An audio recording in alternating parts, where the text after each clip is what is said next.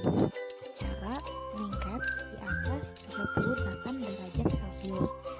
Nah, demam ini merupakan respon tubuh terhadap masuknya suatu penyakit. Paracetamol adalah salah satu obat yang direkomendasikan untuk meredakan demam dan juga nyeri atau analgetik dan antipiretik. Nah, paracetamol ini dapat menurunkan efek demam lebih cepat dibandingkan dengan ibuprofen. Namun, paracetamol untuk mengatasi nyeri hanya dapat mengatasi nyeri ringan sampai dengan nyeri sedang. Mekanisme kerja dari paracetamol ini mengatur suhu yang ada di otak, sehingga menurunkan suhu tubuh seseorang pada saat mengalami demam. Selain itu, akan menghambat pembentukan prostaglandin sehingga bisa meredakan nyeri.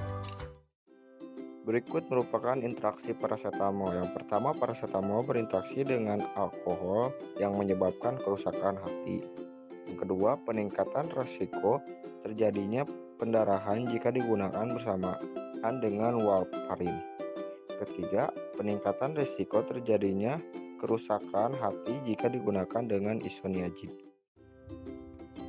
Ibuprofen adalah obat yang tergolong dalam kelompok obat antiinflamasi non-steroid dan digunakan untuk mengurangi rasa sakit akibat artritis dan bisa mengatasi nyeri dan peradangan, dan juga digunakan sebagai obat penurun panas.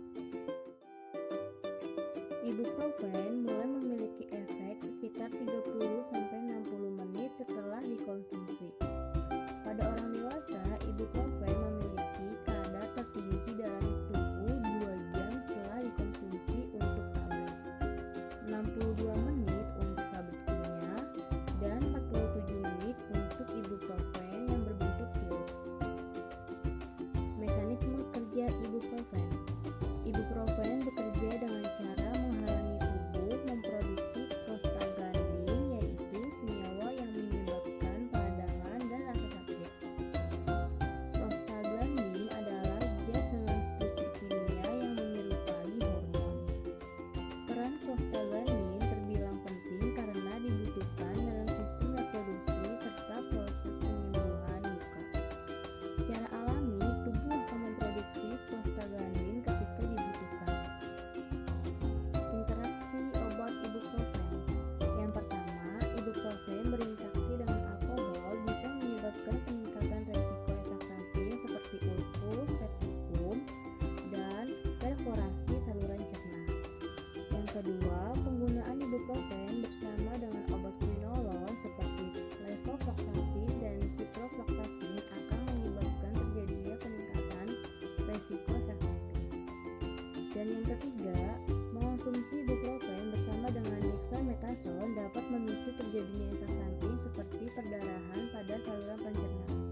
Golongan pebusotat. Pebusotat adalah inhibitor santin oksidase yang kuat, memiliki efek minimal pada enzim lain yang terlibat dalam metabolisme purin dan pirimidin, dan di metabolisme terutama oleh pembentukan glukuronida dan oksidasi di hati.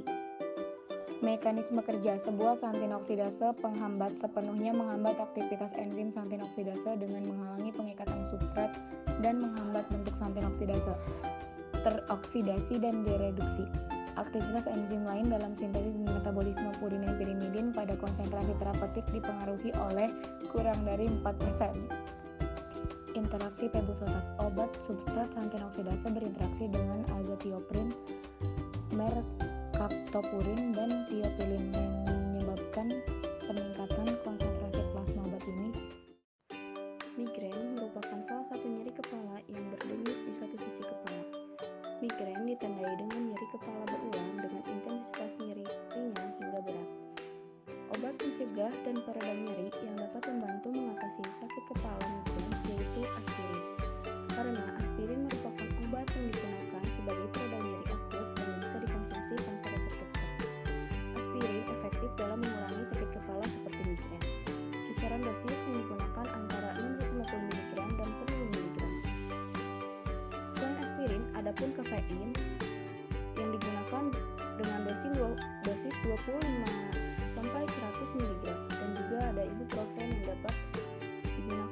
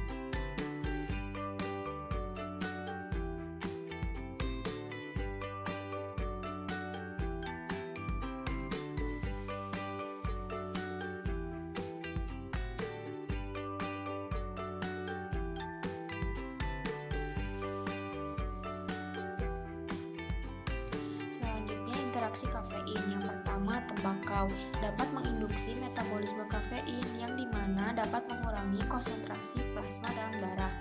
Kedua, perokok yang mengkonsumsi kopi dan berhenti merokok mungkin mengalami gejala keracunan kafein karena kafein dapat menggandakan konsentrasinya tanpa adanya tembakau.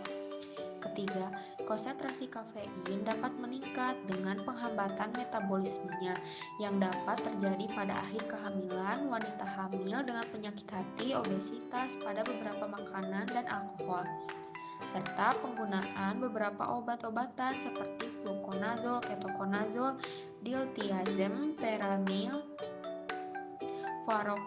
paroxetine, fluoxetine, fluvoxamine, clozapine, onazepam, theophylline, kontrasepsi oral, simetidine, quinolone, dan allopurinol.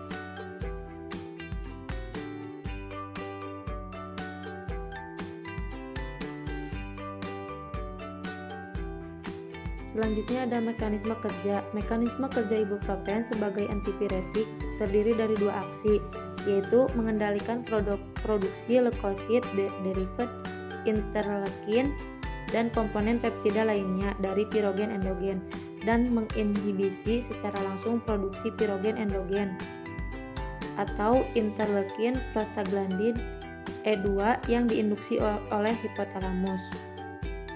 Lalu pengendalian rasa nyeri oleh ibuprofen melibatkan beberapa mekanisme yang berbeda, namun berhubungan satu sama lainnya. Kerja ibuprofen menginhibisi produksi prostaglandin dan nitrit oksida yang berperan sebagai impuls aferen, rasa nyeri di perifer, dan transmisi spinotalamik. Di samping itu, ibuprofen dapat menstimulasi produksi zat analgesik anandamide secara endogen yang bersifat cannabinoid-like analgesik dengan cara menginhibisi enzim yang menghidrolisis zat tersebut menjadi arachidonik. Lalu ada interaksi obat. Ibuprofen telah membentuk interaksi obat dengan NSAID yang berasal dari farmakokinetik atau farmakodinamik. Interaksi yang paling berpotensi serius termasuk penggunaan NSAID dengan lithium, warfarin, hipoglikemik oral, methotrexate, dosis tinggi, antihipertensi, penghambat enzim, pengubah angiotensin, min blocker, dan diuretik. Antisipasi dan pemantauan penuh perawatan seringkali dapat mencegah kejadian serius ketika obat ini digunakan secara bersamaan.